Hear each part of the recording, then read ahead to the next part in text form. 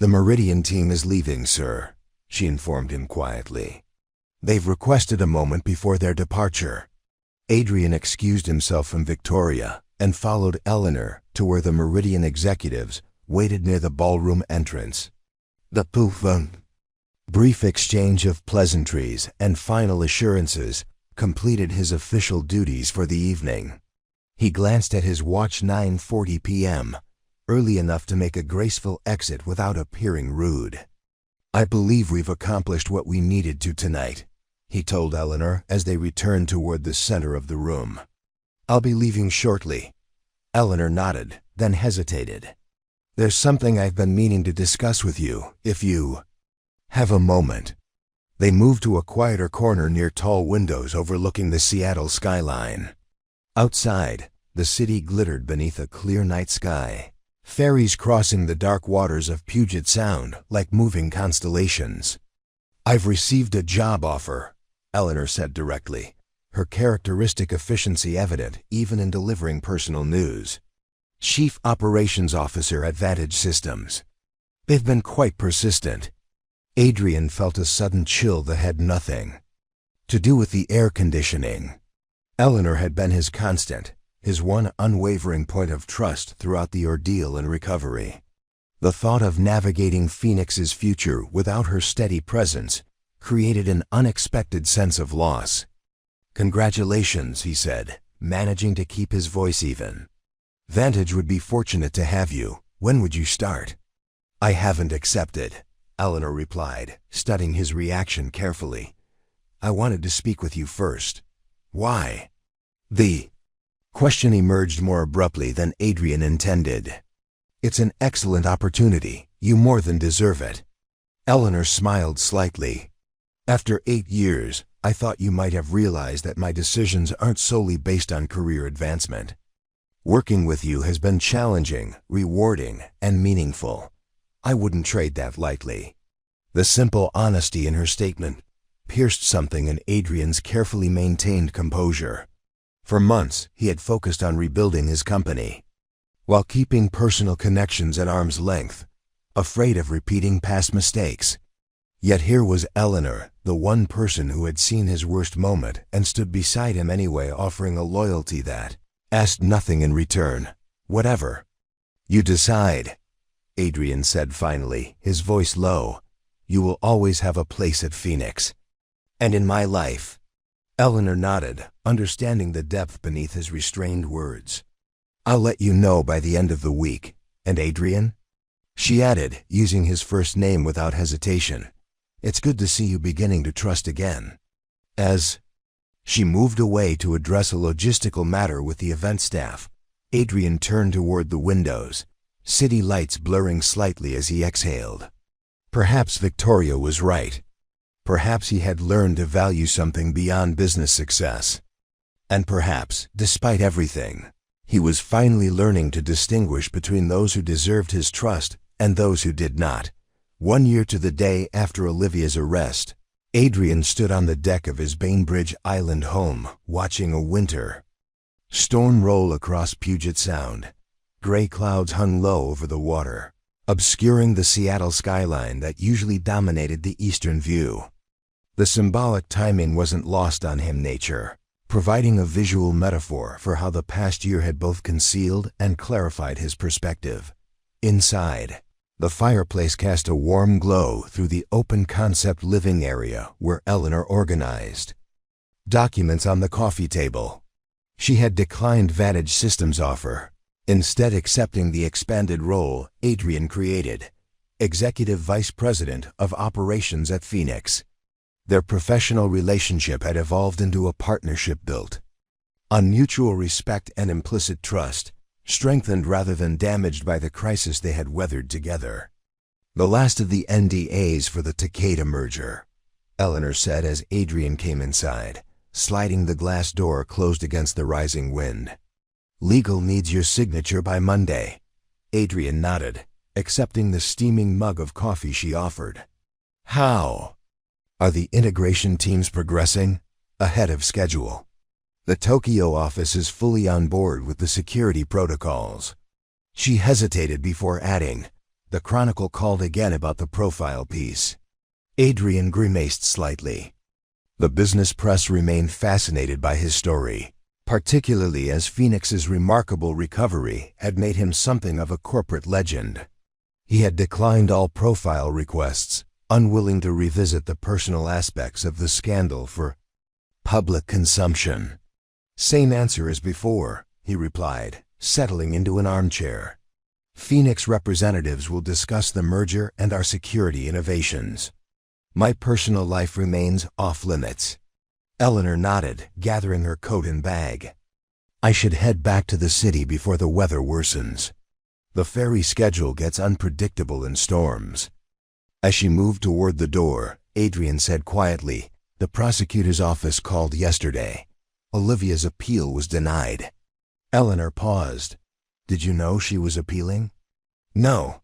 Apparently she wasn't contesting guilt, just requesting transfer to a facility closer to her mother in Oregon. Medical compassion grounds." Adrian's expression remained neutral, but his eyes reflected a complexity of emotion he no longer tried to suppress. "I wrote a letter supporting the request." Understanding crossed Eleanor's face.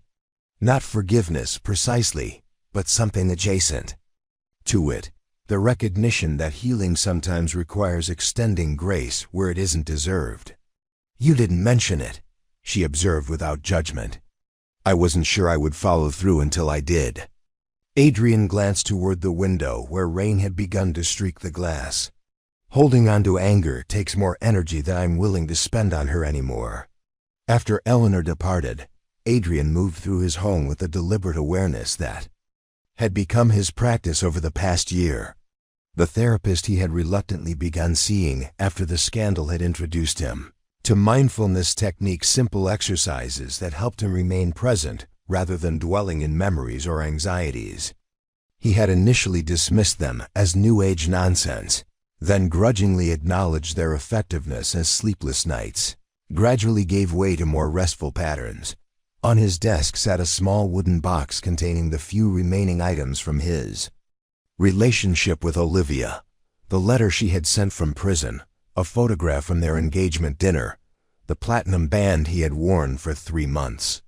He no longer felt compelled to destroy these artifacts, nor to revisit them regularly. They were simply part of a chapter that had shaped but no longer defined him. His phone chimed with a message from Victoria Reeves.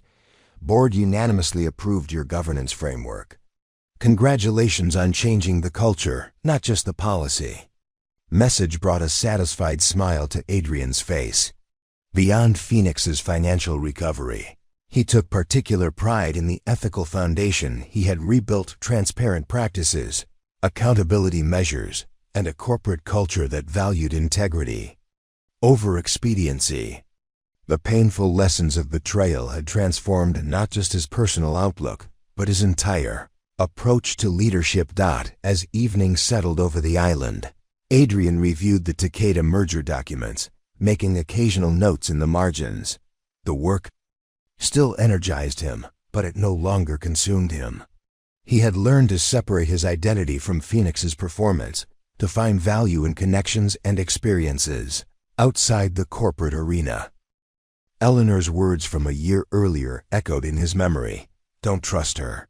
Simple guidance that had initially seemed a betrayal itself, challenging his judgment and exposing his vulnerability. Now he recognized it as the most genuine act of loyalty he had experienced, someone caring enough to risk his anger to protect him from harm. Trust, Adrian had discovered, wasn't about eliminating risk but about choosing carefully where to invest it. In that recognition lay both his greatest lesson and his path forward. 18 months after the arrests that had shattered his world, Adrian found himself in an unexpected position, seated in a sterile visitor's room at the Federal Correctional Institution where Olivia Winters was serving her sentence. The decision to come hadn't been impulsive. He had considered it for weeks after receiving her written request for a meeting, analyzing his motivations with the same precision he applied to business decisions. He wasn't seeking closure, he had found that on his own terms. Nor was he looking for apologies. Olivia's letter had already offered those.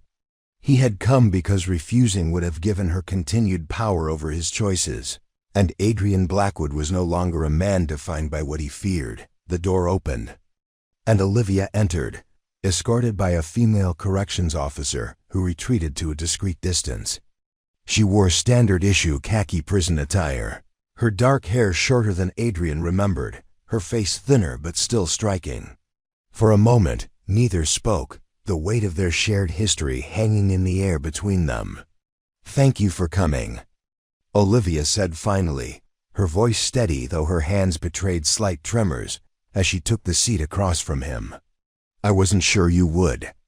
"Neither was I," Adrian replied honestly. Olivia studied his face, noting the subtle changes lines around his eyes that hadn't been there before, a calmness that had replaced his once constant intensity. "You look well." "Phoenix is thriving," he said, automatically deflecting the personal observation. "I wasn't asking about Phoenix." A faint smile crossed her face. "Though I do see the headlines. The Takeda merger was impressive." Adrian acknowledged this with a slight nod, unwilling to discuss business developments with her. "Your letter mentioned your mother's health has improved since your transfer to Oregon." "Yes, she can visit weekly now." Olivia's expression softened momentarily. "Your support for the transfer request meant a lot. You had every reason to oppose. Keeping you in Seattle wouldn't have changed anything," Adrian said simply. "And compassion shouldn't be conditional." The statement hung between them, a philosophy Adrian had come to embrace through months of difficult self-examination.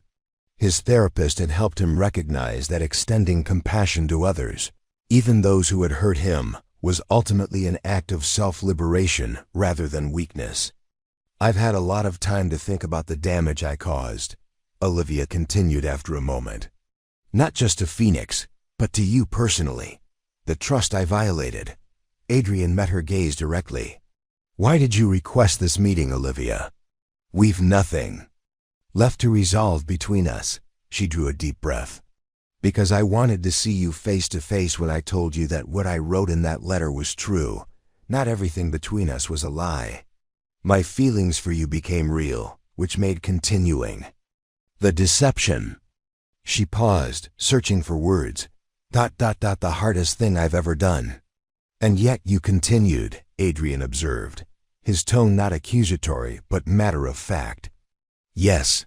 Olivia didn't flinch from the truth. "I told myself it was too late to turn back. That I was in too deep." The classic rationalizations of someone who knows they're wrong, but lacks the courage to face the consequences. Adrian studied her, remembering how once he would have done anything to protect her, how completely he had trusted her judgment and her heart.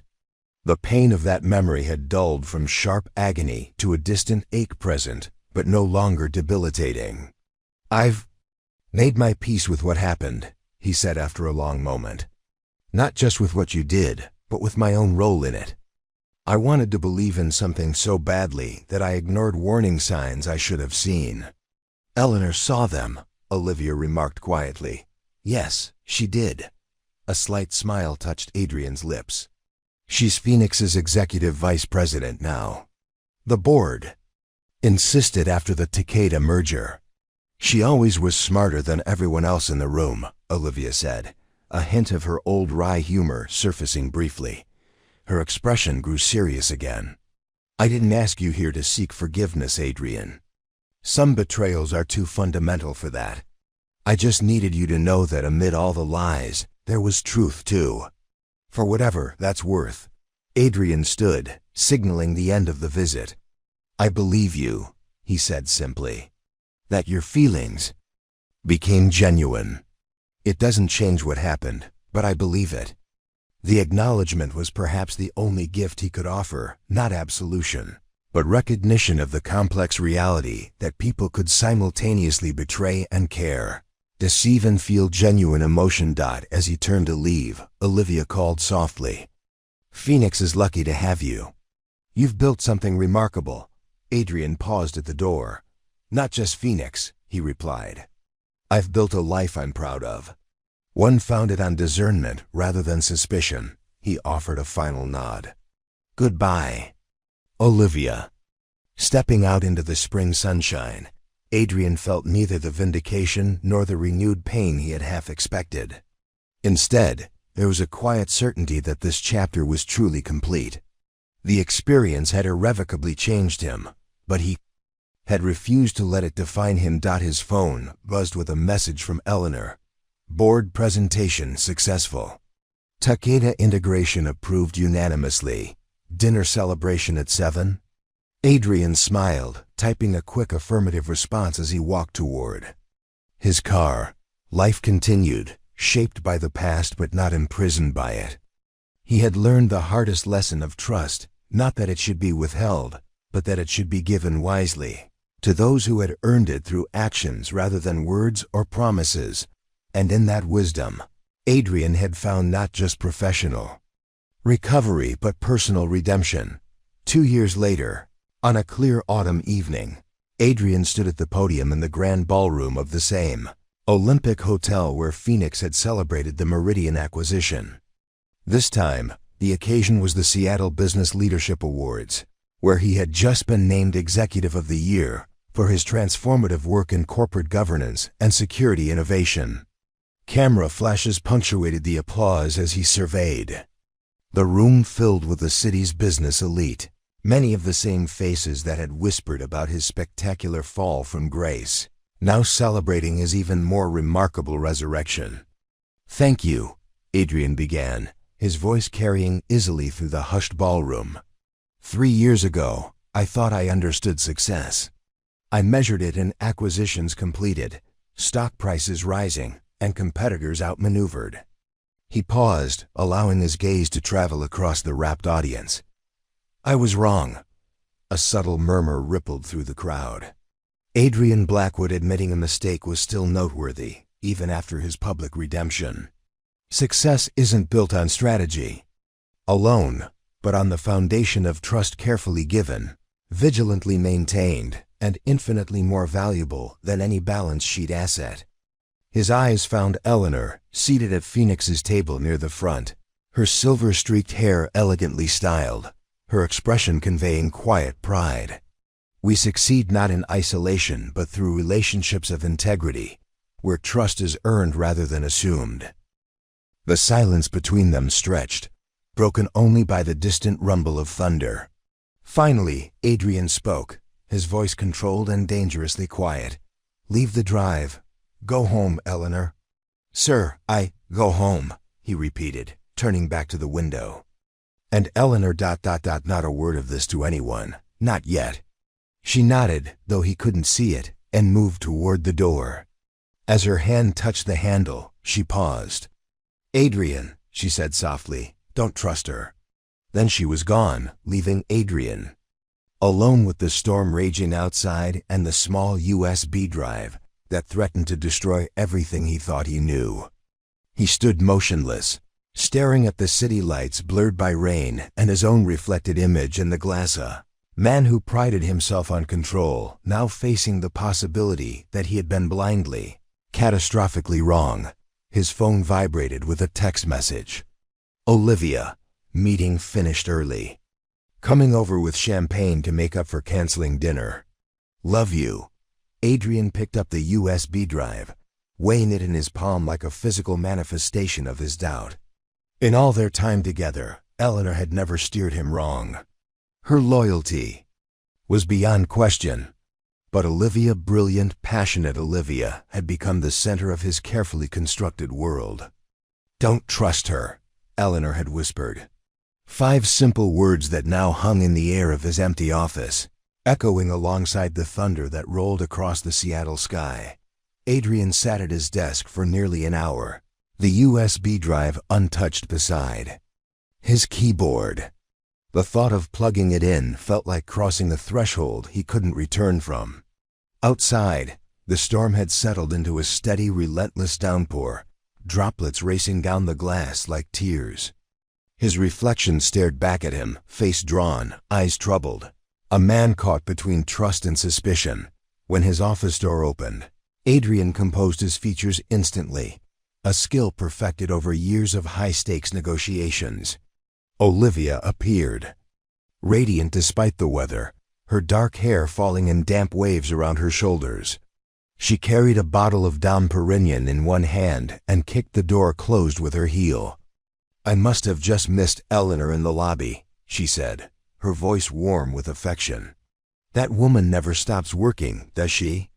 Adrian watched as Olivia set the champagne on his desk and shrugged off her rain-speckled coat. She wore a tailored burgundy dress that complemented her olive skin perfectly. How many times had he admired her poise, her confidence, the way she commanded attention in any room. And now, with Eleanor's warning echoing in his mind, he found himself searching her. Familiar features for signs of deception. "You're staring," Olivia remarked, a playful smile curving her lips. "Rough day?" Adrian managed a smile that didn't reach his eyes. "Long day, yours?" "Brutal," she sighed, perching on the edge of his desk. "The Morrison case is a nightmare. Corporate espionage always is trying to prove who knew what and when." She reached for his hand, her fingers cool against his skin. "But I don't want to talk about work. Let's celebrate instead."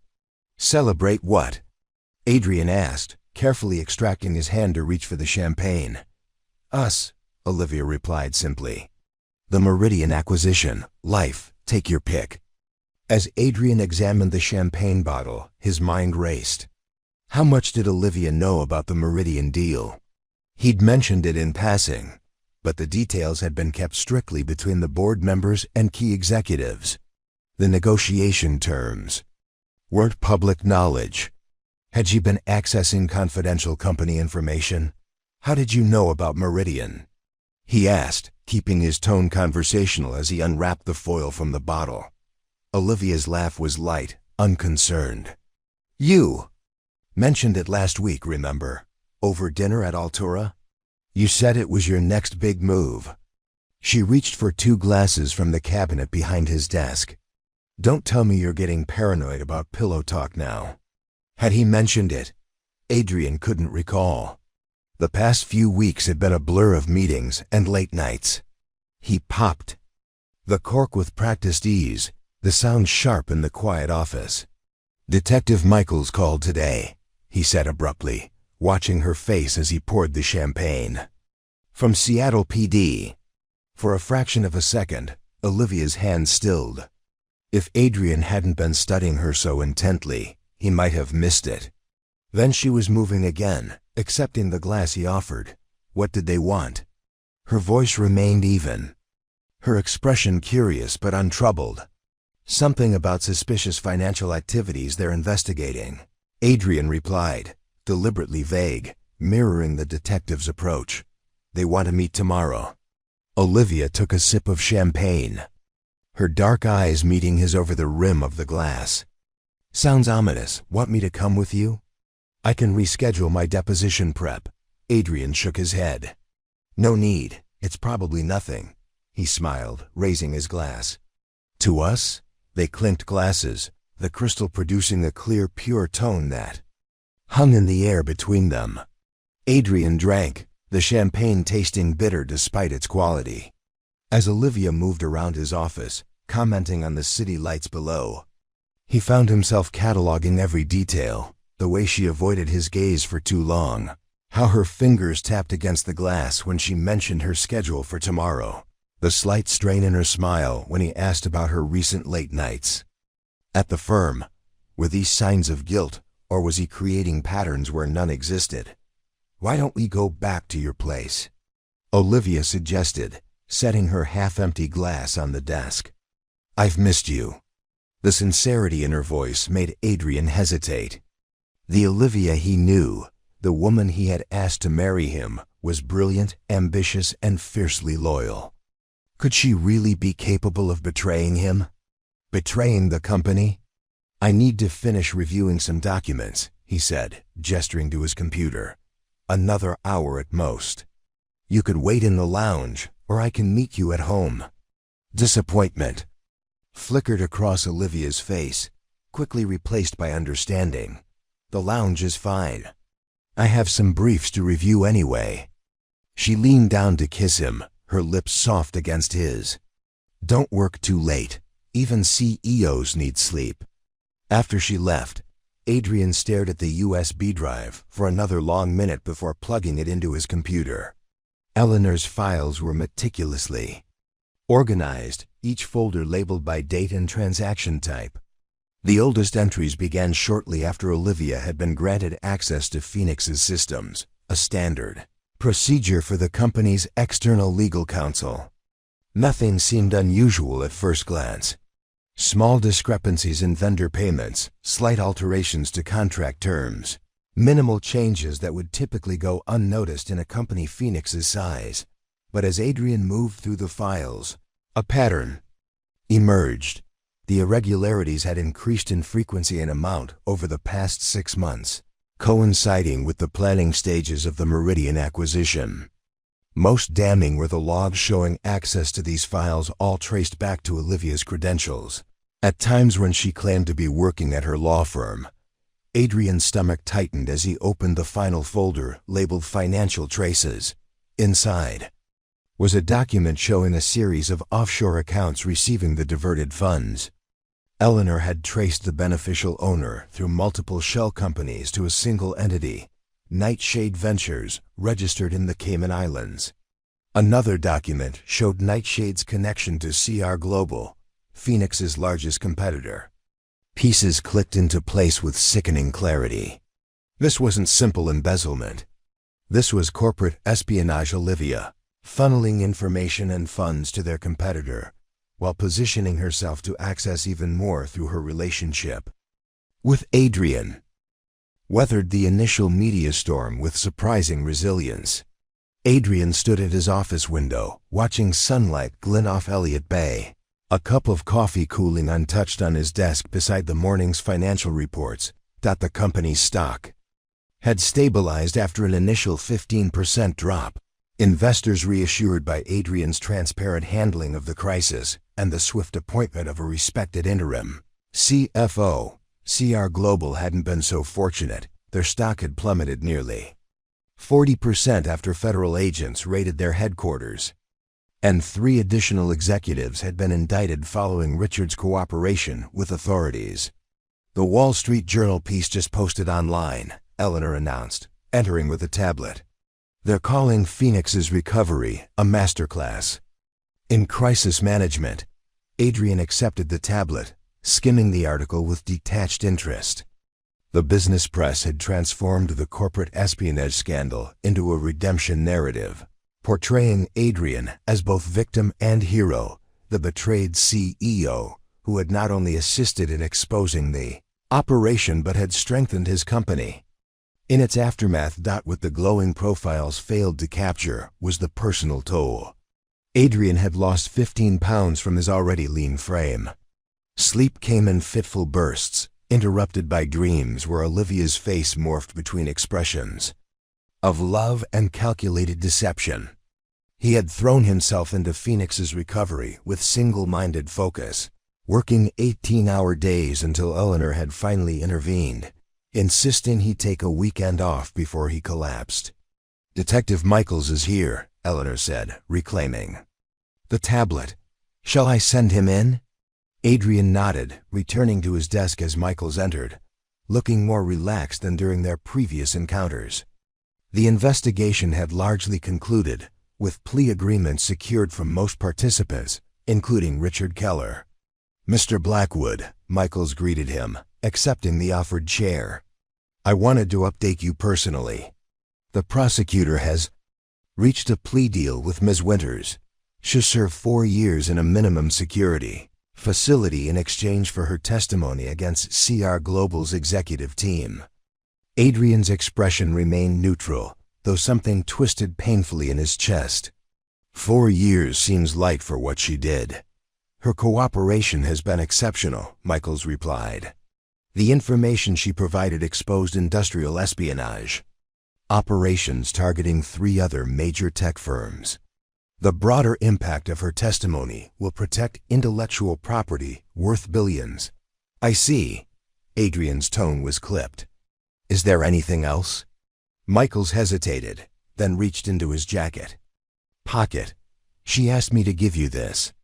Normally, I wouldn't facilitate communication between subjects and victims, but given the circumstances and after reviewing its contents, I made an exception. He placed a sealed envelope on the desk between them. Adrian stared at it, making no move to touch it.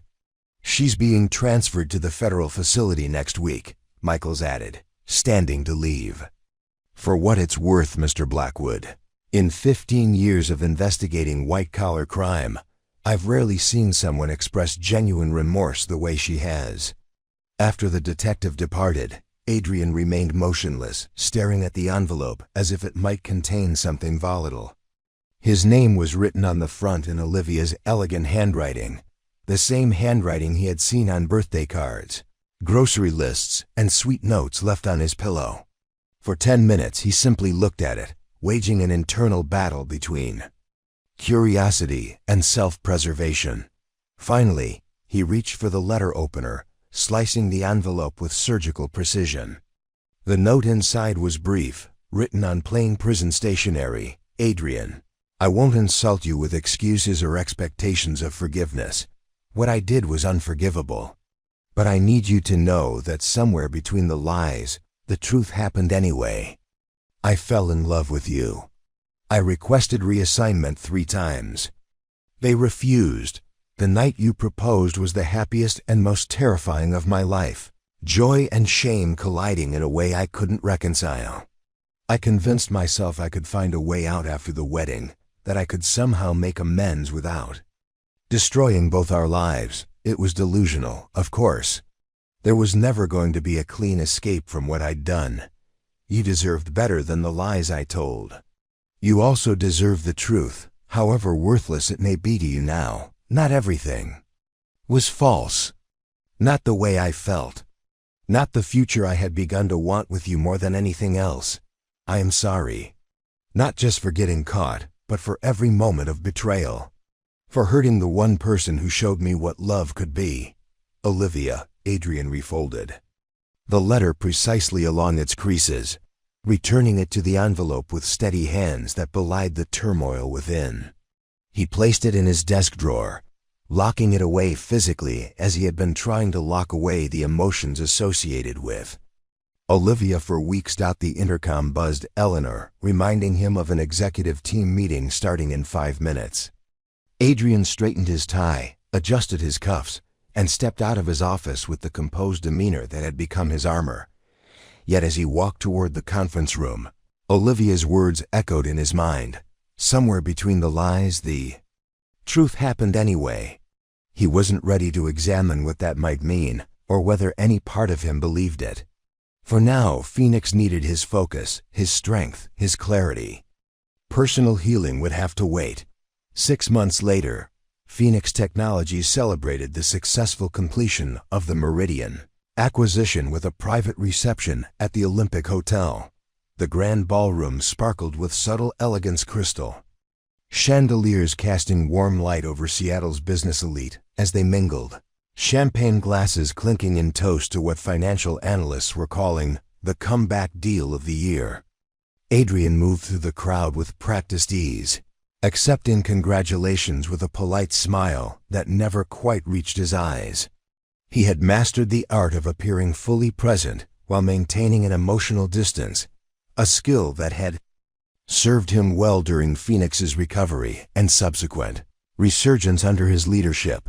The company had not merely survived the espionage scandal. It had emerged stronger.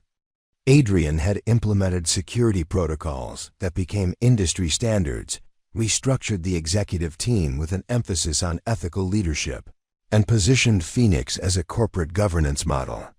Tonight's celebration marked not just the Meridian acquisition but Phoenix's highest stock valuation in its history.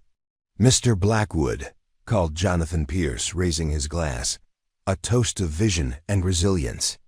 Adrian nodded in acknowledgement, sipping champagne he'd barely tasted. The past 6 months had been a study in contrast, professional triumph against a backdrop of personal recalibration.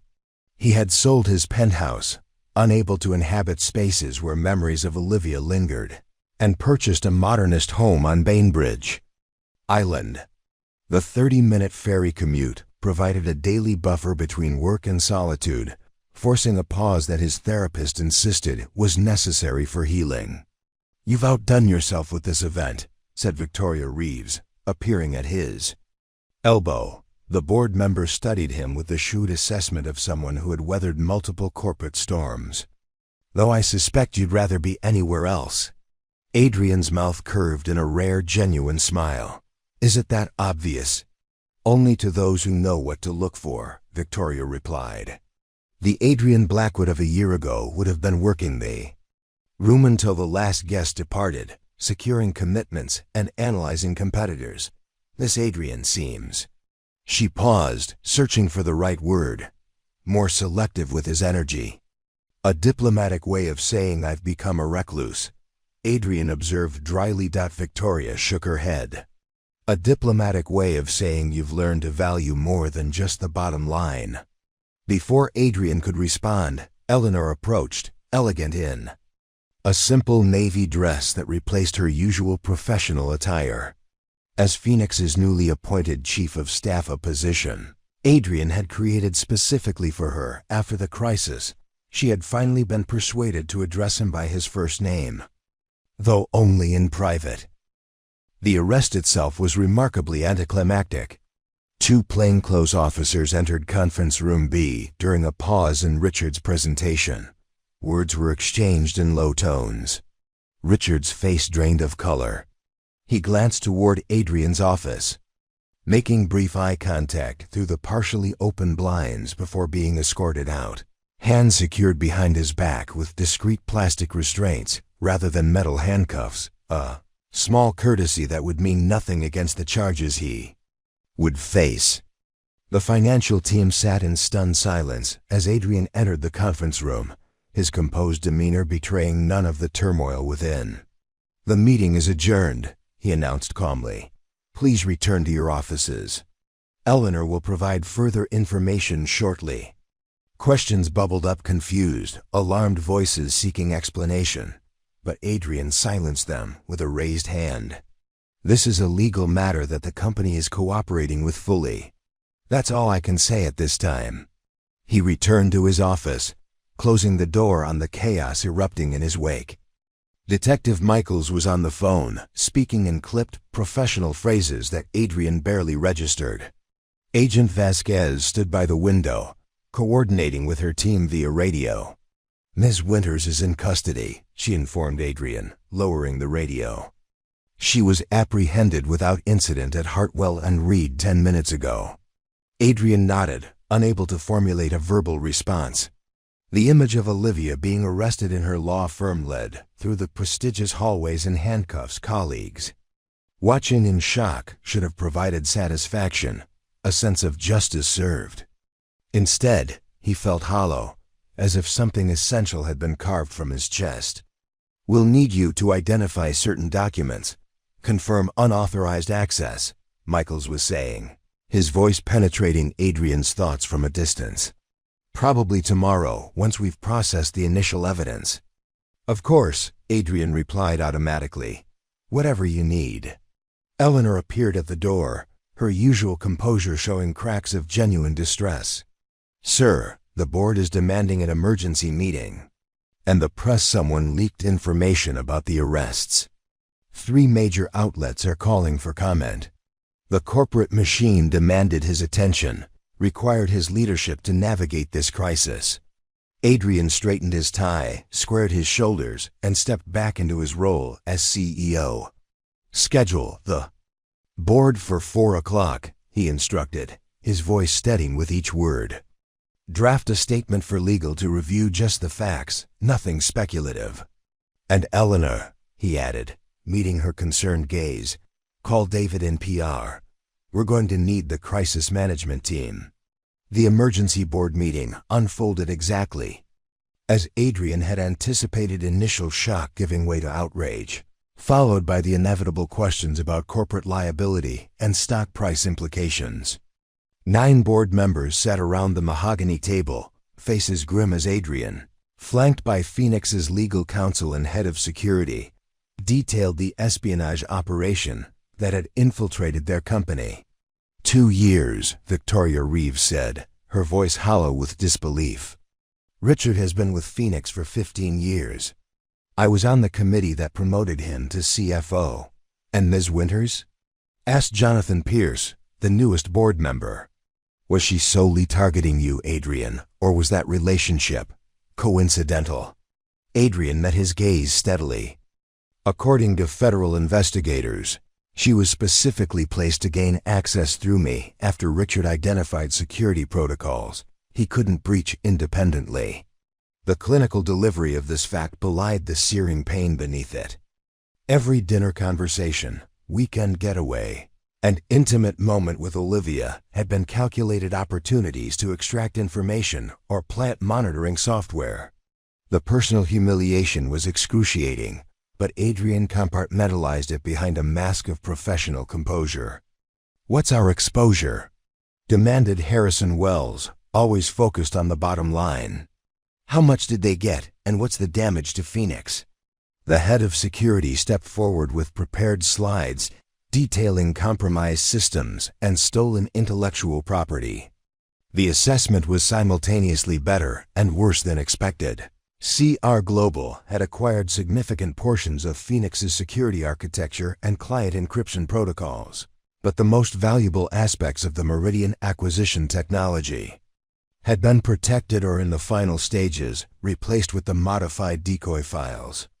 Our preliminary valuation suggests approximately $30 million in R&D investment has been compromised, Adrian concluded. However, the modified files Olivia accessed today would render any implementation fundamentally flawed. CR Global's announcement tomorrow will likely be canceled once they discover the vulnerabilities in what they've stolen. Victoria leaned forward. And the legal ramifications? Phoenix's general counsel cleared his throat. We're cooperating fully with federal authorities. The company itself faces no charges. In fact, we're classified as the victim in this case. The PR challenge will be significant, but legally, our position is sound. As the meeting progressed to mitigation strategies and public relations planning, Adrian found his attention drifting momentarily to the rain streaking down the conference room windows. Somewhere across the city, Olivia was being processed and charged, the brilliant attorney now experiencing the justice system from an entirely different perspective. The board meeting concluded with unanimous approval of Adrian's crisis management plan, transparent communication with shareholders, accelerated security upgrades, and the immediate appointment of an interim CFO. As the board members filed out, several paused to offer Adrian awkward expressions of personal sympathy, well-intentioned gestures that only heightened his discomfort. Victoria Reeves, the last to leave, placed a hand briefly on Adrian's shoulder. "This wasn't your fault," she said quietly. "The most careful among us can be deceived when emotions are involved." Adrian nodded without responding, knowing the sentiment was meant to comfort, but feeling the implicit criticism nonetheless. He had allowed his personal feelings to create a vulnerability in Phoenix's security, a mistake he would never repeat. Alone in his office as evening descended over Seattle, Adrian watched the news coverage unfold on muted screens. "Corporate espionage ring exposed," declared the scrolling headlines, accompanied by photos of the CR Global headquarters and stock footage of Phoenix's building. His phone had been buzzing constantly with messages from colleagues, friends, and business associates, expressions of shock, support, and barely disguised curiosity. Eleanor entered without knocking, setting a glass of scotch on his desk. "You haven't eaten since breakfast," she observed, placing a sandwich beside the drink. "Not hungry," Adrian replied, though he picked up the scotch with a nod of thanks. "Detective Michaels called," Eleanor continued. "Ms. Winters is requesting to speak with you." Adrian's hand tightened around the glass. "No," he said, "she's offering complete cooperation in exchange for consideration during sentencing. She claims to have information about CR Global's operations that goes beyond what the authorities already know. Let her talk to the FBI. I have nothing to say to her." Eleanor studied him for a moment, her expression softening from its professional mask. The detective also mentioned that she asked him to tell you she was sorry. Adrian laughed, a short, bitter sound devoid of humor. Sorry she got caught, perhaps. Perhaps, Eleanor agreed mildly. Or perhaps there's more to it. She placed a folder on his desk. The preliminary forensic report on her devices. You might find page 7 interesting. After Eleanor left, Adrian opened the folder reluctantly. Page 7 contained a partial recovery of deleted text messages between Olivia and her handler at CR Global. Most were transactional acknowledgments of information received, instructions for accessing specific systems. But one exchange from 3 months earlier stood out, target becoming too emotionally involved. Requesting extraction before wedding. The response: denied. Meridian acquisition is priority. Maintain cover until completion. Use personal connection to maximize access. Adrian stared at the messages, understanding dawning like a cold light. Olivia had wanted out. Not because her conscience had finally surfaced, perhaps, but because something in their relationship had become uncomfortable for her. Had she developed genuine feelings? Had the constant deception become too difficult to maintain? It changed nothing, Adrian told himself firmly, closing the folder. Whether she had experienced moments of regret or conflict didn't erase her fundamental betrayal. Yet as he turned to the rain-streaked window, the hollow feeling in his chest seemed marginally less absolute than before. 3 weeks after the arrests, Seattle's persistent rain finally yielded to early summer sunshine. The city seemed to breathe easier, as did Phoenix Technologies, which had. He closed the files, feeling physically ill. Every moment with Olivia replayed in his mind with new context. Their chance meeting at that charity gala, had it been orchestrated? Her interest in his work, her supportive questions about his strategies, was it all to gain information? Even her proposal that they delay their wedding until after the Meridian acquisition was finalized, was that to ensure she completed whatever mission she'd been assigned? Adrian removed the USB drive and slipped it into his pocket. He needed more information before confronting Olivia. If Eleanor's evidence was correct, and the methodical secretary rarely made mistakes, then Adrian needed to proceed carefully. Olivia wasn't just his fiancée. She was a brilliant attorney with connections throughout Seattle's business community. A wrong move could jeopardize not only the Meridian acquisition, but Phoenix itself. His phone buzzed with a text from Detective Michaels. Meeting confirmed for 9 a.m. tomorrow. We'll have additional information to share then. Adrian replied with a brief acknowledgement, then sat back in his chair, mind racing. Did the police have the same information Eleanor had uncovered? Were they building a case against Olivia, against Phoenix? The uncertainty gnawed at him, a feeling Adrian Blackwood wasn't accustomed to dot in the executive lounge. Olivia waited, reviewing documents on her tablet. Through the glass wall, Adrian could see her, poised and focused as always. The woman he loved, the woman he thought he knew. He stood, decision made. He would attend the meeting with Detective Michaels tomorrow, hear what evidence the police had gathered, and then decide how to proceed with Olivia. Until then, he would say nothing. Reveal nothing. Two could play at deception. As Adrian stepped into the lounge, Olivia looked up and smiled. That same smile that had captivated him from the beginning. He smiled back, his mask firmly in place. Ready to go home? He asked, offering his hand. The drive to Adrian's penthouse in Queen Anne was silent, the rain creating a rhythmic backdrop to his turbulent thoughts. Olivia leaned her head against the window, apparently content with the quiet, while Adrian gripped the steering wheel tightly enough to leave impressions on his palms. Adrian's penthouse occupied the entire top floor of an exclusive Queen Anne building, offering panoramic views of Elliott Bay and the Seattle skyline.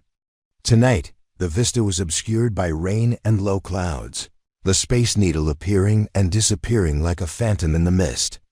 Adrian moved through the familiar space with mechanical precision, hanging his coat, pouring 2 glasses of water, checking the security system routine actions that allowed him to avoid Olivia's gaze while he processed Eleanor's revelations. "You're unusually quiet," Olivia observed, kicking off her heels and curling up on the leather sectional. The burgundy of her dress contrasted sharply against the cool gray of the sofa, like a drop of blood on stone. "Is it the detective? Or is something else bothering you?" Adrian handed her a glass of water, careful to ensure their fingers didn't touch. "Just thinking about the Meridian deal. There are complications. Want to talk about it? Sometimes an outside perspective helps." Her offer was perfectly innocent, exactly what a supportive partner would say. Yet Adrian now wondered if every question was designed to extract information. He sat across from her rather than beside her, maintaining distance. "Not tonight," he replied, forcing a smile. "Tell me about your day instead." As Olivia described her work on the Morrison case, Adrian studied her with new eyes. Her gestures were familiar, the way she tucked her hair behind her ear when making an important point, how her eyes lit up when discussing legal strategy. Was it all an act? Had it always been? The doubt was excruciating, like a splinter working its way deeper with every movement. "You're staring again," Olivia said, interrupting her own story.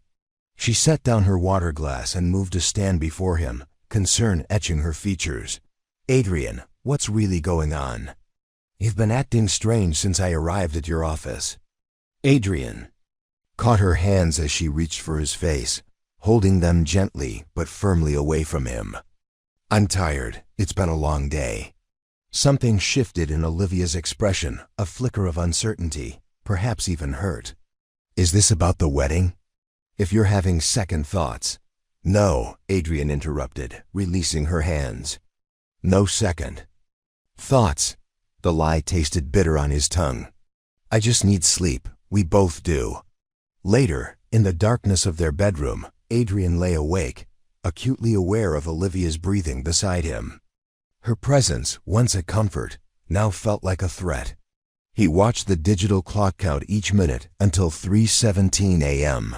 When he finally gave up on sleep and moved silently to his home office. Secure behind the locked door, Adrian reviewed Eleanor's files again on his personal laptop. The evidence was compelling, but not absolute.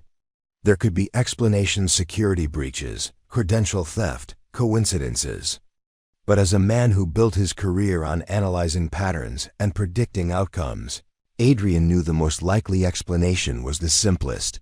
Olivia had betrayed him. Dawn broke over Seattle, the storm clouds finally receding to reveal a pale blue sky streaked with pink. Adrian showered and dressed, selecting a navy suit that Eleanor once told him conveyed authority and trustworthiness. Olivia was still asleep when he left, her dark hair spread across his pillow like spilled ink. He resisted the urge to wake her, to confront her, to demand answers. Better to meet with Detective Michaels first. Phoenix Technologies was already buzzing with activity when Adrian arrived at 7:30 a.m. Eleanor sat at her desk outside his office, her silver-streaked hair arranged in its customary bun, her expression revealing nothing of the previous night's conversation. "Good morning, Mr. Blackwood," she greeted him, professional as always. "Detective Michaels confirmed for 9 a.m. I've cleared your calendar until noon." Adrian nodded, stepping closer to her. "Desk, thank you, Eleanor. For everything." The slight softening around her eyes was the only acknowledgement of his meaning. "Coffee is on your desk, sir. Black, no sugar." In his office, Adrian reviewed his notes once more, preparing for the meeting. At precisely 9 a.m., Eleanor escorted Detective James Michaels into Adrian's office, a tall man with salt and pepper hair and the weathered face of someone who had seen too much of human nature's darker side. "Mr. Blackwood," Michaels began after preliminary introductions, "I appreciate you making time for this meeting. What I'm about to share is part of an ongoing investigation, and I must ask for your complete discretion." Adrian gestured toward the sitting area. "Of course, Detective. My secretary mentioned financial irregularities. I assume this concerns Phoenix Technologies?" Michael settled into one of the leather chairs, placing a thin folder on the glass coffee table between them. "Yes and no. The investigation primarily concerns industrial espionage, specifically the theft of proprietary information from several tech companies in the Seattle area over the past 18 months. Adrian maintained a neutral expression, though his pulse quickened. "And you believe Phoenix is a target?" "We know Phoenix is a target," Michaels corrected, opening the folder. "What we've recently discovered is how the information is being accessed." He withdrew a photograph and placed it on the table. "Do you recognize this woman?" Adrian stared at the image of Olivia entering a nondescript office building, date stamped 3 weeks earlier. "That's Olivia Winters, my fiancée." Michaels nodded, watching Adrian's reaction closely. "Ms. Winters has been under surveillance for the past month following a tip from Interpol. We believe she's been extracting confidential information from Phoenix and other clients of her law firm, then selling it to competitors, primarily CR Global." "That's absurd," Adrian responded automatically, the denial instinctive despite his own suspicions. "Olivia is one of the most respected corporate attorneys in Seattle." "The perfect cover," Michael said, his tone matter-of-fact rather than accusatory. "Ms. Winters has gained access to sensitive information from at least 4 major tech firms through her legal work. In each case, those companies experienced data breaches or leaked strategies within weeks of her involvement." Adrian's mouth went dry. "You have proof?" As Adrian concluded his brief acceptance speech, the applause seemed to carry a different quality than it once would have: respect rather than mere admiration, recognition of substance beyond status. He had become something rarer than a successful CEO. He had become a leader who had faced his greatest vulnerability and emerged with wisdom rather than cynicism. Later, as the formal program concluded and attendees mingled over dessert and coffee, Adrian found himself approached by Victoria Reeves, who had retired from Phoenix's board the previous year. "Quite a journey from that rain-soaked night when everything fell apart," she observed, champagne flute in hand. "I don't think I've ever seen someone rebuild so completely, and I don't mean Phoenix." Adrian smiled, the expression now coming naturally where once it had been calculated. Phoenix was the easier part. Companies follow clear metrics for recovery. "And people don't," Victoria finished his thought. "Yet here you are, not just surviving, but flourishing. I notice Eleanor hasn't accepted any of the CEO offers that have surely come her way." Adrian's gaze found Eleanor across the room, engaged in conversation with the mayor. "She says Phoenix still presents the right challenges." Victoria's knowing look spoke volumes. "Is that all she says?" Before Adrian could respond, his attention was drawn to a commotion near the entrance, flashbulbs popping as reporters clustered around a new arrival. Through gaps in the crowd, he glimpsed Richard Keller, recently released after serving his reduced sentence for cooperation with federal authorities. "Your former CFO has remarkable timing," Victoria murmured. "His first public appearance in Seattle on the night you received this recognition." Adrian watched as Richard, noticeably thinner and grayer, navigated the suddenly awkward reception of former colleagues and business associates.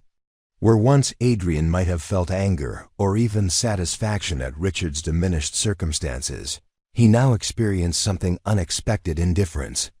Richard Keller had become irrelevant to his story, a footnote rather than a defining chapter. "Excuse me," Adrian said to Victoria, making his decision in an instant. He crossed the ballroom with purposeful strides, stopping directly in front of his former CFO. Richard paled slightly, clearly unprepared for the confrontation. Richard," Adrian interrupted, his voice level. "I hope you're finding your transition back to civilian life manageable." Confusion flickered across Richard's face, followed by cautious relief at the neutral greeting. "It's an adjustment. I didn't expect to see you here." "It's an industry event," Adrian replied simply. "You'll find most people here are focused on the future, not the past. Excuse me." With a slight nod, Adrian continued toward Eleanor, leaving. Richard standing in a momentary vacuum of stunned silence.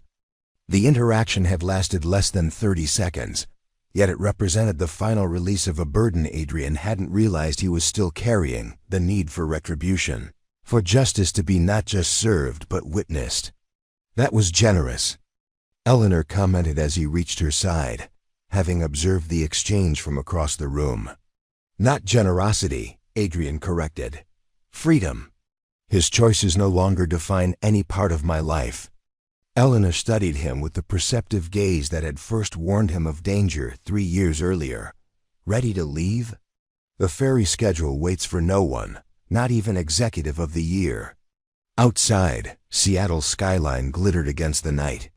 Sky, the same view that had once witnessed Adrian's world collapsing, now bearing testimony to its reconstruction. As they walked toward the waiting car, Eleanor's hand slipped naturally into his, a gesture that had evolved gradually over months of shared dinners, ferry commutes, and quiet evenings discussing everything except Phoenix Technologies. The secretary, who whispered, "Don't trust her," now trusted with everything. Adrian mused, echoing words Eleanor had once teasingly used to describe their journey from professional colleagues to something far more significant. Eleanor smiled, squeezing his hand. "Not everything begins with betrayal, Adrian. Some things start with truth and grow stronger from there." As they drove toward the ferry terminal, Adrian realized the most profound change wasn't in his professional achievements or even in his capacity for trust, but in his understanding of what constituted real success: connections built on genuine understanding, respect earned through consistent integrity, and the courage to remain open to possibility, even after devastating disappointment. 5 years to the day after Eleanor had whispered those fateful words that changed everything, Adrian stood on the deck of their shared Bainbridge Island home, watching the sunrise paint Seattle's skyline in hues of gold and amber. The small velvet box in his pocket felt both weighty and right as Eleanor joined him, coffee mugs in hand. 5 years ago today," she said softly, handing him his coffee. Adrian nodded, taking the mug. "The day you saved Phoenix and me." "The day I simply told the truth," Eleanor corrected gently. "Everything that followed was your courage, not my warning." Adrian turned to face her, the morning light illuminating the silver in her hair and the warmth in her eyes. "The truth changed everything," he said, setting down his coffee and taking her hand. "It taught me that real trust isn't blind faith, but a choice made with open eyes." As he knelt before her, opening the small box to reveal a platinum band inlaid with sapphires that matched her eyes, Eleanor's expression shifted from surprise to profound understanding. "Eleanor Shaw," Adrian said, his voice steady and certain. "Will you trust me with your heart, as I trust you with mine?" Her yes came without hesitation, a confirmation of what they had built together, a relationship founded not on illusion, but on the solid ground of shared values, mutual respect, and carefully cultivated trust. Some stories begin with betrayal, but end with redemption. Some warnings of danger become invitations to discover what authentic connection truly means. And sometimes, the secretary who whispers, "Don't trust her," becomes the woman a man trusts above all others. You're watching Soul Whispers, where every story reminds us that our darkest moments can lead to our greatest transformations. If this journey touched your heart, join our community by subscribing now. Share your thoughts in the comments below and tell us, what warning changed your life? New stories arrive every Wednesday. Until next time, remember that trust, once broken and carefully rebuilt, becomes stronger at the mended places. Adrian Blackwood glared at the skyline of Seattle through the floor-to-ceiling windows of his penthouse office, knuckles white as he gripped the edge of his mahogany desk. The rain tapped against the glass like impatient fingers, matching the rhythm of his mounting frustration. As CEO of Phoenix Technologies, he commanded respect from everyone who entered his domain, everyone except Olivia Winters, his fiancée, who had just sent a text canceling their dinner plans for the third time this week. He flung his phone onto the leather couch across the room, barely registering the dull thud as it landed. There was a time when Adrian believed he understood people perfectly, especially those closest to him. He had no idea how drastically that perception would change when his loyal secretary would whisper 5 words that would shatter his perfectly constructed world. "Mr. Blackwood, the board members are waiting in the conference room," called a composed voice from the doorway. Adrian turned to see Eleanor Shaw, his executive secretary of 8 years, standing with perfect posture, her silver-streaked hair pulled into an immaculate bun. At 57, Eleanor possessed the kind of efficiency that made Phoenix Technologies run like clockwork. More importantly, she was the only person who knew when to speak and when to remain silent around Adrian. "Tell them I'll be there in 5 minutes," Adrian replied, straightening his custom charcoal suit. "And Eleanor, reschedule my evening appointments. Apparently, I'm free tonight after all." Eleanor nodded, her expression unreadable as always. "Of course, sir. Would you like me to order dinner to be delivered to your office?" Adrian paused, considering. "Yes, the usual from Marcello's." As Eleanor turned to leave, Adrian caught a flicker of something in her eyes: concern, perhaps, or hesitation. It vanished so quickly he convinced himself he had imagined it. Phoenix Technologies occupied the top 8 floors of the gleaming obsidian tower, a testament to Adrian's meteoric rise in the tech industry. At 39, he had transformed the struggling software company into a cybersecurity giant that protected the digital assets of corporations worldwide. His reputation for being brilliant but ruthless preceded him in every boardroom across the country. The conference room hummed with nervous energy as Adrian entered. 8 board members sat around the oval table, their conversations dying immediately. Adrian took his place at the head of the table, not bothering with pleasantries. "The Meridian acquisition. Where do we stand?" he asked, his voice cutting through the silence. Richard Keller, the CFO, cleared his throat. "Their board is hesitant after the recent stock fluctuations. They're asking for additional guarantees." Adrian's jaw tightened. "Guarantees? We're offering them a lifeline when no one else would touch their outdated infrastructure. The terms remain as discussed."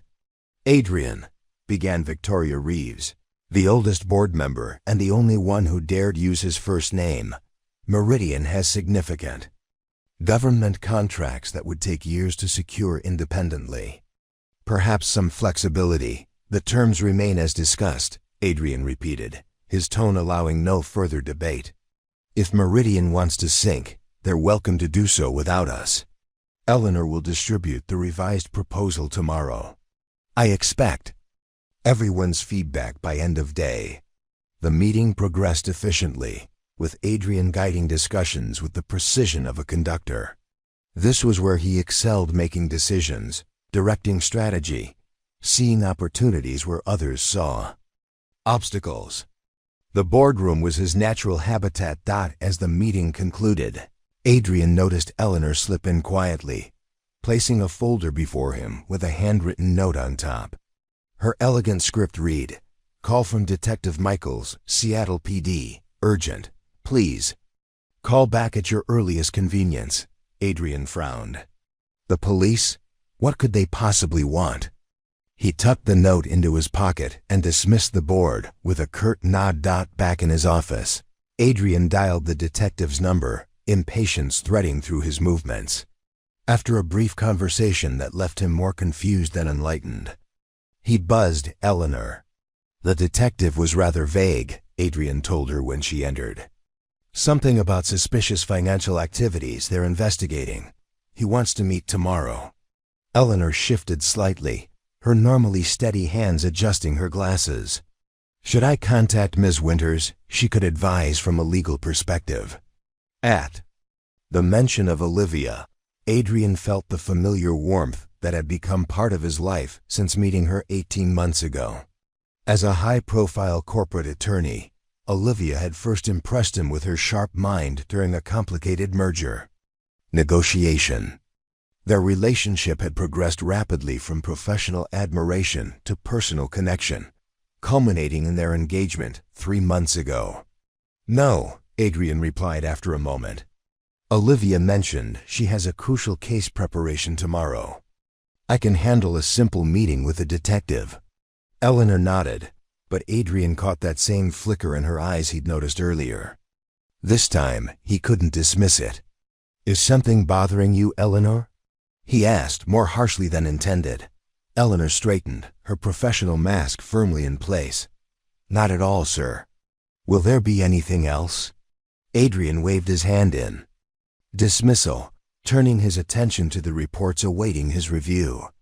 The detective's call faded to the back of his mind as he immersed himself in work. The hours slipping by unnoticed. The rain had intensified into a downpour by the time Adrian looked up from his computer.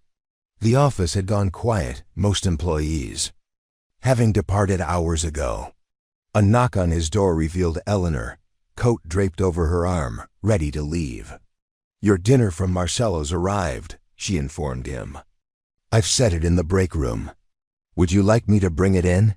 Adrian checked his watch. 9:45 p.m. No need. I'll get it myself. You should head home, Eleanor. The weather's getting worse. Eleanor hesitated, then stepped fully into the office, closing the door behind her. The action was so uncharacteristic that Adrian stared at her in surprise. Mr. Blackwood Adrian, she began, using his first name for the first time in their 8-year working relationship. There's something I need to discuss with you. Adrian leaned back in his chair, curiosity overtaking his initial irritation at the interruption. Go ahead. Eleanor's usually steady hands clasped and unclasped before her. It's about Ms. Winters. Olivia? What about her? Eleanor took a deep breath.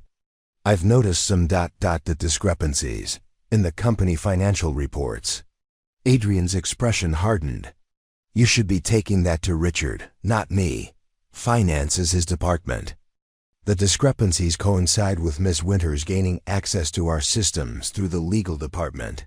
Eleanor continued, her voice growing quieter but more resolved. Small transfers, redirected funds, altered contract terms. Nothing obvious. Enough to trigger alerts, but when viewed together. Adrian stood abruptly, anger flashing in his eyes. Are you accusing my fiancé of embezzlement, Eleanor? Do you understand how serious that allegation is? Eleanor didn't flinch. After 8 years of weathering his temperament, she knew when to stand her ground. I wouldn't bring this to you if I wasn't certain something was wrong. The detective who called, I believe they're investigating these same irregularities. Adrian walked to the window, staring out at the rain-slicked city below. Lightning illuminated the skyline in brief, harsh flashes. His mind raced through every conversation with Olivia about the company, searching for clues he might have missed. Why? Would she risk everything? Her career, our relationship, it makes no sense, he murmured, more to himself than to Eleanor. I don't know her motivations, Eleanor replied softly. But I do know what I found. She approached his desk and placed a USB drive beside his keyboard. Everything is here. Bank trails, timestamps, authorization logs. I've been tracking the patterns for 3 months. Adrian turned back to her, his expression unreadable. 3 months? And you're only telling me now? Eleanor met his gaze unflinchingly. I needed to be absolutely certain before making such an accusation against someone you care for deeply. The morning crawled by in a strange haze of routine tasks and simmering tension. Adrian conducted a video conference with investors, approved a marketing strategy for the next quarter, and interviewed a potential new board member, all while part of his mind remained fixed on the security team's live updates about Olivia's activities within the Phoenix system. At 10:17 a.m., she arrived for her meeting with the legal department. Security cameras showed her greeting colleagues with easy smiles, her burgundy suit impeccably tailored, her confidence absolute. At 10:42 a.m., she accessed the modified Meridian files from a conference room computer, spending 17 minutes reviewing the documentation before copying it to an encrypted drive, a drive that Phoenix Security had already compromised with hidden tracking software. At 11:36 a.m., Olivia appeared at Adrian's office door, a vision of professional poise. "Do you have time for lunch?" she asked, leaning against the doorframe.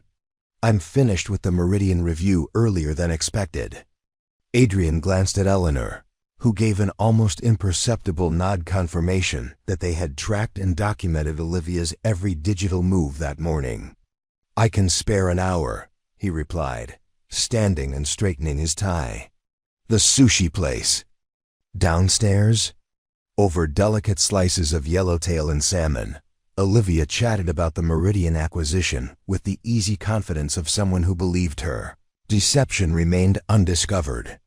She asked insightful questions about integration timelines, executive retention strategies, and market positioning, each query designed to extract additional information beyond what she had already stolen. Adrian provided careful answers, revealing nothing of value while maintaining the appearance of open communication. He found himself studying her with clinical detachment, noting the subtle techniques she employed, the attentive tilt of her head, the admiring smile when he explained complex strategies, the casual touch of her hand on his arm when asking follow-up questions. Had these behaviors always been calculated? Had any moment between them been genuine? "You seem better today," Olivia observed, reaching for her green tea. "More rested." "Clarity helps," Adrian replied, the double meaning hidden beneath a smile. "Sometimes all you need is to see a situation for what it really is." Olivia raised an eyebrow. "Meridian?" "Among other things." Adrian's phone buzzed with an incoming call. Detective Michaels. "Excuse me, I need to take this." He stepped away from the table, moved into a quiet corner of the restaurant. "Yes, detective?" "We have a problem," Michaels said without preamble. "CR Global is moving faster than anticipated. We've intercepted communications indicating they're planning to announce a new security platform tomorrow that incorporates elements of Phoenix's proprietary technology." Adrian's blood ran cold. "That's impossible. Even with the stolen information, they couldn't integrate and test a complete system that quickly. Unless they've had more of your technology for longer than we realized. This goes deeper than Winters. Mr. Blackwood, we believe they've had another source inside Phoenix for at least 2 years. Richard Keller." The name flashed in Adrian's mind like a warning. The CFO who had introduced him to Olivia, who had questioned the security protocols that morning, who had access to every aspect of Phoenix's operations. "I need to get back to the office," Adrian told Michaels. "I think I know who it might be." "When?" He returned to the table. Olivia was checking her watch. "Everything okay?" "A situation at the office needs my immediate attention," Adrian explained, signaling for the check. "I'm sorry to cut lunch short." "Don't apologize." Olivia smiled, gathering her purse. "That's the price of success. Besides, I should get back to my firm. The Morrison case won't try itself." They parted with a brief kiss, Olivia completely unaware that it would be the last time they would touch as free individuals. As Adrian watched her walk away, her confident stride carrying her toward the exit, he felt a strange emptiness, not heartbreak, but the hollow recognition of something precious that had never actually existed. Adrian strode through the Phoenix Technologies lobby with purpose, employees instinctively clearing a path before him. The familiar rhythm of the office ringing phones, hushed conversations, the subtle electronic hum of innovation now seemed like background noise to a far more urgent symphony of betrayal and deception playing in his mind. Eleanor intercepted him at the elevator, her typically composed features tight with concern. Security confirmed Mr. Keller accessed the server logs immediately after we implemented the restricted protocols, she murmured, falling into step beside him. He attempted to override the maintenance lockout using his administrative credentials. Where is he now? Adrian asked, his voice dangerously quiet. Conference room B with the financial team. Quarterly projections review. Eleanor hesitated. Detective Michaels called again. He's on his way with a federal agent. The elevator doors closed, sealing them in momentary privacy. Adrian loosened his tie slightly, the only outward indication of the pressure building within him. Have security discreetly monitor all exits. No one speaks to Richard before I do. When the elevator opened on the executive floor, Adrian moved directly to his office, Eleanor following close behind. Through the glass walls of conference room B across the hall, he could see Richard Keller presiding over a meeting, laser pointer dancing across projected charts, his silver hair and tailored suit projecting the perfect image of corporate trustworthiness. Pull everything we have on Richard, Adrian instructed, closing his office door. Employment history, financial records, travel logs for the past 3 years, and get me a secure line to Detective Michaels. While Eleanor compiled the requested information, Adrian reviewed Richard's access history, provided by the head of cybersecurity via encrypted message. The pattern was damning.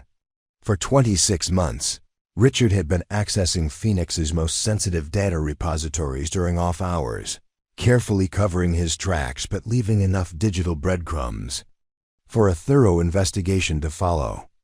The timeline aligned perfectly with Phoenix's puzzling losses to CR Global contract bids, inexplicably undercut.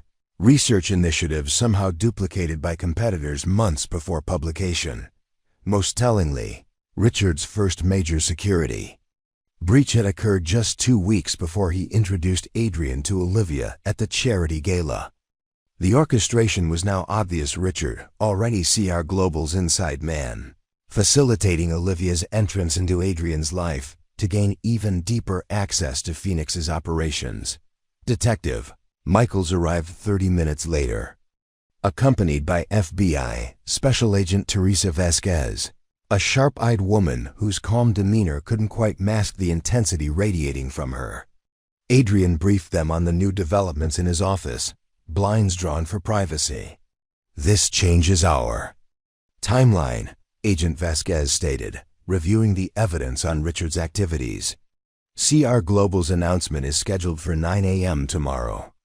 They're planning a major press conference to unveil what they're calling revolutionary security architecture, essentially your technology repackaged. We can't wait until morning, Michaels added. We need to move now, before markets open in Asia, and this announcement hits the financial wires. Adrian stared through the sliver between the blinds at Richard, still conducting his meeting with oblivious confidence. You'll arrest them both today? Richard and Olivia? And 6 others connected to the operation, Agent Vasquez confirmed. CR Global's CEO, their chief technology officer, and several intermediaries who facilitated the information transfers and payments. We'll take Keller into custody here, as discreetly as possible, Michaels explained. A second team will apprehend Ms. Winters at her law firm within the hour. The reality of what was about to unfold hit Adrian with unexpected force. Despite everything he had learned, despite the evidence of Olivia's betrayal, some irrational part of him had been holding on to hope that there had been a mistake, that she had been coerced, that some element of what they shared had been genuine. Mr. Blackwood, Agent Vasquez said, her voice gentler than before, I understand this is personally difficult, but we need your authorization to proceed with the arrests on Phoenix property. Adrian turned from the window, his expression hardening into resolve. You have my full cooperation, Agent Vasquez. Take him. The casual mention of their future together, a future that would never exist, struck Adrian like a physical blow. He set down his fork, appetite vanishing. "Are you feeling all right?" Olivia asked, reaching across the table to touch his hand. "You've been distracted all evening." Adrian forced himself to meet her gaze. Those same dark eyes that had captivated him at their first meeting now seemed fathomless, hiding secrets he could only begin to imagine. "Just tired," he replied, turning. His hand to grasp hers. "The Maldives sound perfect. Somewhere quiet, just the two of us." Olivia smiled, apparently relieved. "We could go right after the Meridian acquisition closes. You'll need a break by then." The calculated timing of her suggestion wasn't lost on Adrian. After the acquisition she had extracted whatever valuable information she could from the deal, after she had passed it to CR Global, after she had collected whatever payment awaited her. "Perfect timing," he agreed, squeezing her hand gently before releasing it. The touch of her skin against his now felt like a betrayal of himself. After dinner, they moved to the living room sofa, Olivia curling against him with practiced familiarity. Adrian put his arm around her shoulders automatically, muscle memory taking over where emotion had retreated. On the coffee table, Olivia's tablet chimed with an incoming email. "Ignore it," she murmured, nestling closer. "Work can wait until morning." But Adrian had glimpsed the sender's name before the screen dimmed. El Martinez. The name meant nothing to him, but the brief preview line sent a chill through him. "Confirmation for tomorrow's transfer, ... double quotes." The tablet chimed again. Olivia sighed and reached for it. "Let me just silence this." She tapped quickly, dismissing notifications and turning the device face down. The casual movement couldn't hide the slight tension that had entered her body, the almost imperceptible straightening of her spine. "Anything important?" Adrian asked, his voice carefully neutral. "Just the Morrison case team working late," she replied, settling back against him. "They're filing motions tomorrow." Another lie, another confirmation. Adrian tightened his arm around her shoulders, no longer an embrace but a reminder to himself of what was at stake. 48 hours, Michaels had said. Just 2 days of this elaborate charade before Olivia and her co-conspirators would be arrested. Adrian had never considered himself an actor, but as Olivia tilted her face up for a kiss, he gave the performance of his life. Adrian left Olivia's apartment shortly after midnight, claiming an early conference call with investors in London. The excuse was plausible. He often handled international business at unusual hours. But the real reason was far simpler. He couldn't bear to lie beside her, pretending to sleep while his mind raced with betrayal and rage. The drive back to his penthouse was a blur, Seattle's nightscape melting into streaks of neon and shadow as Adrian navigated on autopilot. Inside his home, he moved directly to the shower, standing under scalding water as if he could wash away the touch of Olivia's lips, the scent of her perfume, the weight of her deception. Sleep refused to come. Adrian paced his living room until dawn broke over Elliott Bay, painting the water in shades of amber and gold. The beauty seemed obscene against the ugliness of his situation. By 5:30 a.m., he had abandoned the pretense of rest and was reviewing the latest findings from Phoenix's security team. Sent securely to his personal email, the report confirmed what Eleanor and Detective Michaels had already uncovered, adding damning technical details. Olivia's credentials had been used to access server directories containing the complete Meridian acquisition strategy, proprietary software architecture plans, and client encryption protocols. The timing of these accesses correlated perfectly with subsequent strategy shifts by CR Global shifts that had cost Phoenix several government contracts worth millions. More troubling still were indications that Olivia had placed a sophisticated keystroke logger on Adrian's laptop during the early months of their relationship.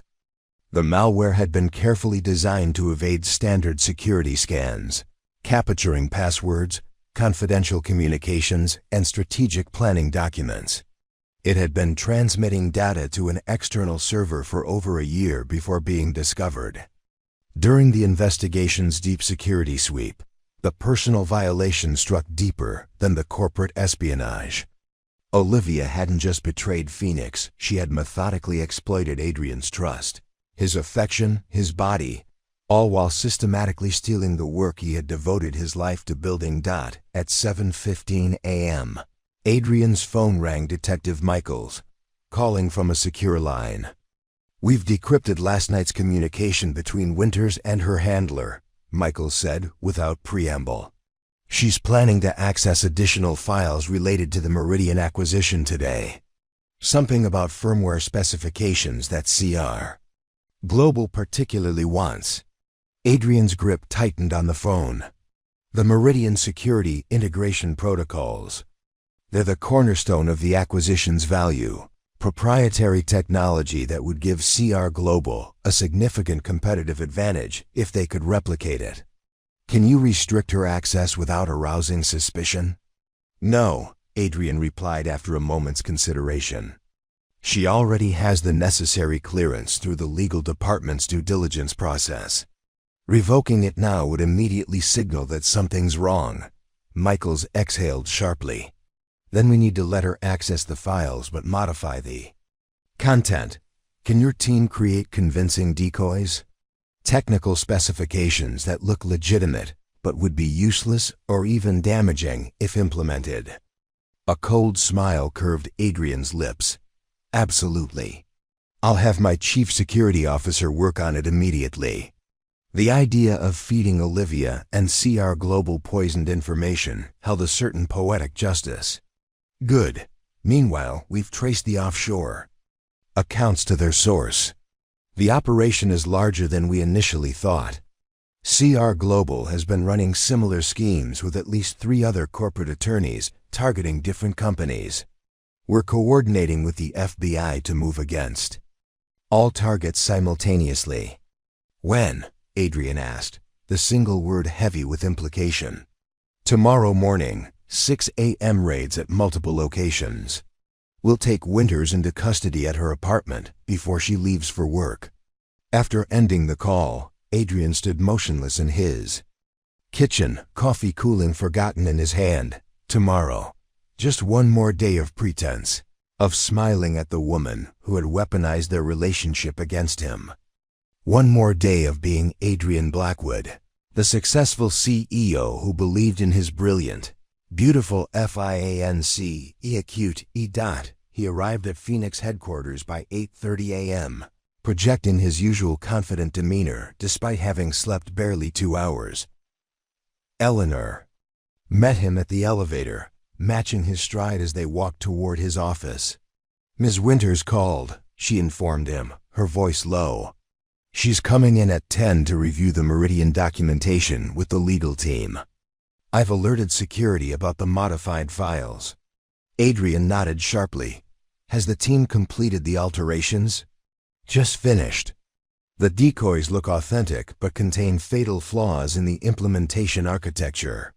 Anyone attempting to build from those specifications would create systems with catastrophic security vulnerabilities." "Perfect," Adrian replied, a cold satisfaction in his voice. "Make sure Ms. Winters has full access to those files, and only those files. Monitor which documents she views, and for how long." Eleanor hesitated at the door to his office. "Sir, there's something else. The board is asking questions about the increased security protocols. Mr. Keller in particular is concerned about the unusual server activity." Adrian paused, considering the implications.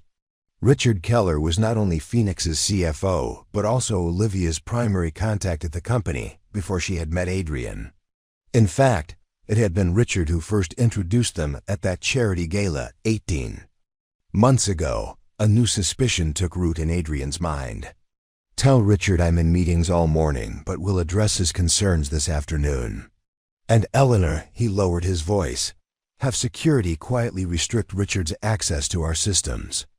Use system maintenance as the excuse." Eleanor's eyes widened slightly, understanding immediately. "You think he might be involved?" I think it's a remarkable coincidence that he introduced me to Olivia, and now he's asking questions about security. On the very day she plans to access our most valuable intellectual property. Enough to obtain warrants, Michaels confirmed. Placing more photos on the table, Olivia meeting with a man Adrian recognized as CR Global's chief strategy officer.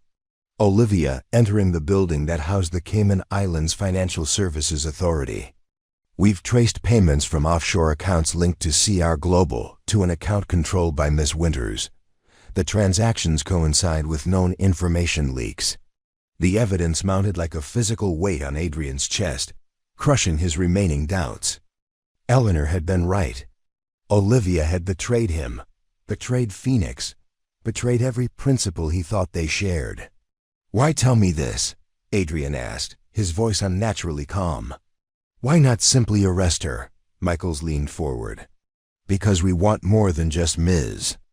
Winters. We're building a case against the entire operation, CR Global, the intermediaries, everyone involved.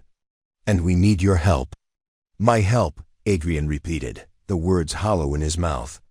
"Access to Phoenix's security logs, server records, financial transactions, anything that might strengthen the case against CR Global." And Michaels paused, gauging Adrian's reaction. "We need you to continue as normal with Ms. Winters. If she suspects we're investigating, she'll warn her contacts." The request struck Adrian like a physical blow.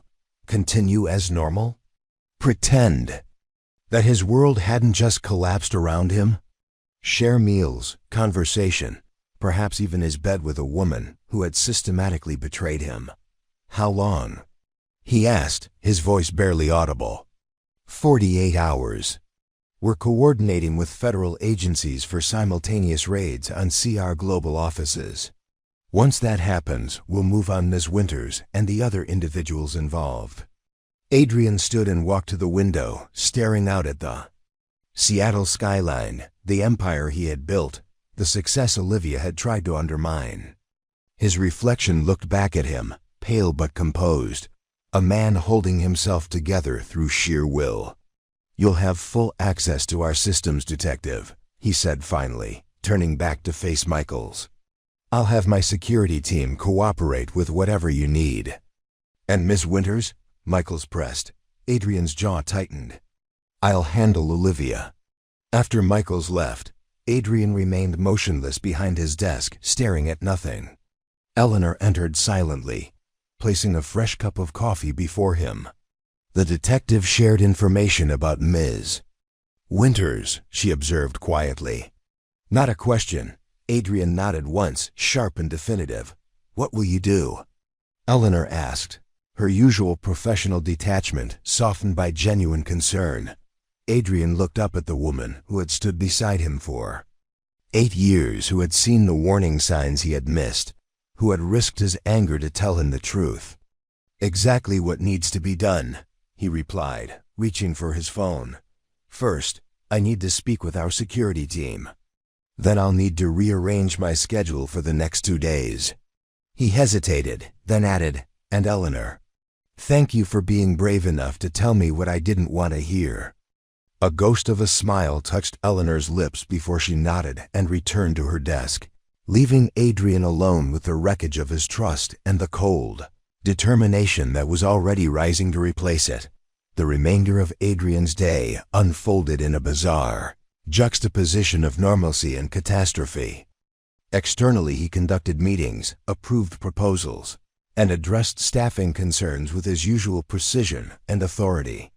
Internally, he was a man navigating the aftermath of an explosion, stepping carefully through the rubble of his personal life while maintaining a facade of control.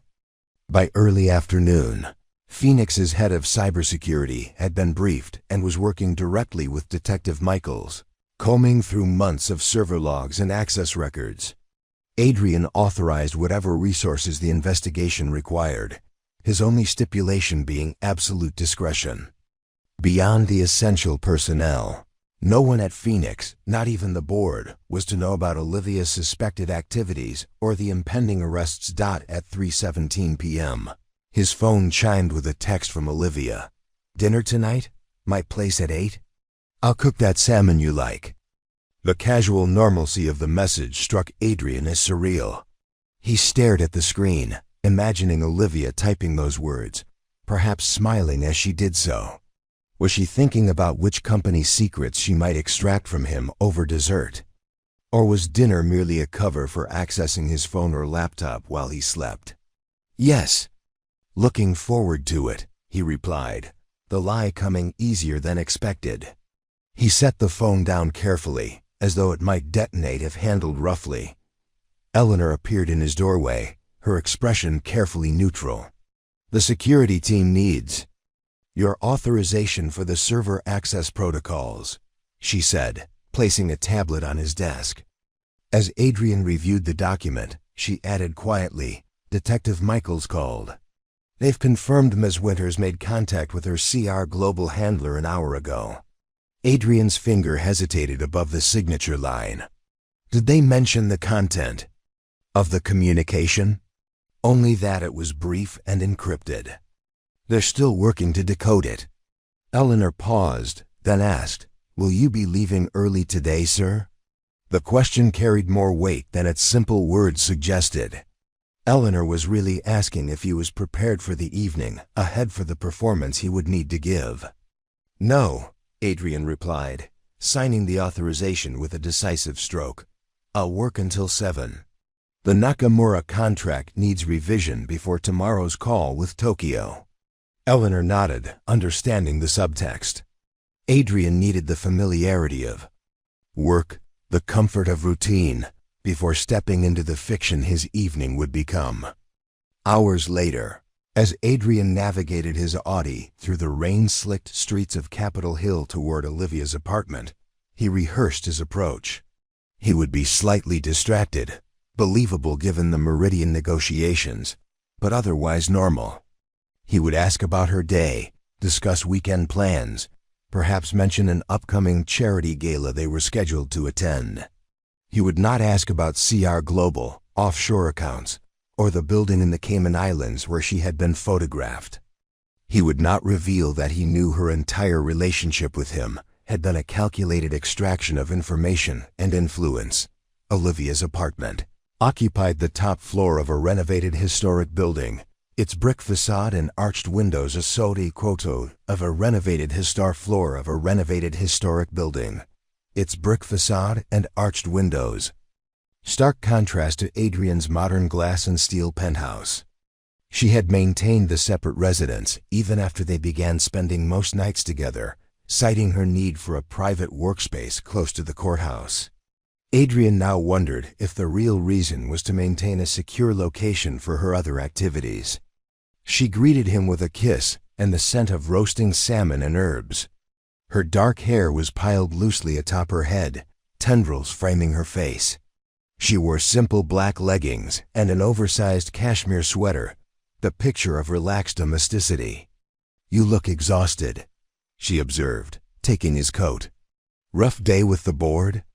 Meridian is pushing back on the valuation, Adrian replied, the half-truth slipping easily from his lips. Nothing unexpected, just tedious. Olivia poured him a glass of Pinot Noir from an open bottle on the kitchen counter. They're posturing. They know Phoenix is their best option. She handed him the wine, her fingers brushing his deliberately. Their stock dropped another 4% today. Adrian froze momentarily, wine halfway to his lips. Meridian's stock. Fluctuation wasn't public information yet. The market had closed barely an hour ago, and the after-hours trading data wouldn't be widely available until the financial news cycle the following morning.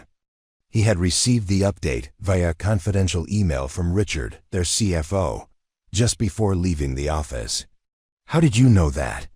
He asked, keeping his tone casual through sheer force of will. Olivia turned back to the oven, checking the salmon.